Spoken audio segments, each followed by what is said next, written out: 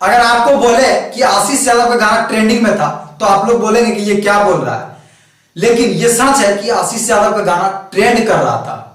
तो आइए इस वीडियो में समझते हैं कि क्या क्या सच में आशीष यादव का गाना ट्रेंड कर रहा था। नमस्कार, मैं संतोष यादव और आप देख रहे हैं ट्रेंड न्यूज भोजपुरी।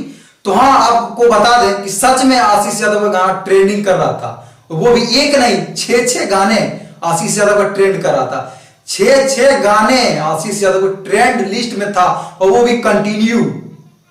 तो ये ट्रेंडिंग फेसबुक पे था, जो कि स्टोरी बहुत ज्यादा स्टोरी लगाए जाने पर ये ट्रेंडिंग लिस्ट में आता है। आप स्क्रीनशॉट देख सकते हैं कि 6 गाने ट्रेंडिंग में था आशीष यादव का, और इनसे पहले भी आशीष यादव का 3 गाना ट्रेंडिंग में रह चुका है। अगर आप लोग को स्क्रीनशॉट नहीं दिखाते तो आप लोग बोलते कि फेक बोलता है बंदा, लेकिन आप लोग देखिए स्क्रीनशॉट, क्या ये रियली है कि आशीष यादव का 6 गाने जो कि ट्रेंडिंग लिस्ट में आया।